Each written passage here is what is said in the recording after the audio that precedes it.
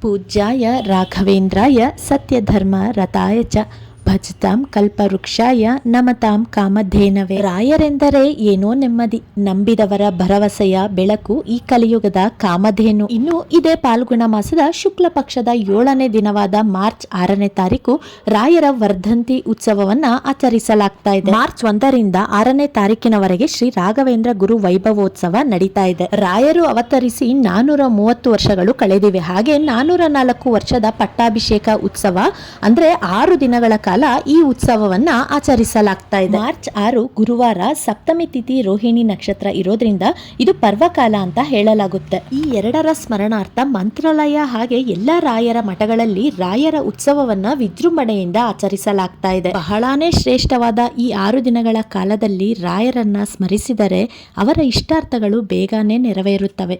ಓಂ ಶ್ರೀ ರಾಘವೇಂದ್ರಾಯ ನಮಃ. ಎಲ್ಲರಿಗೂ ಒಳ್ಳೆಯದಾಗಲಿ.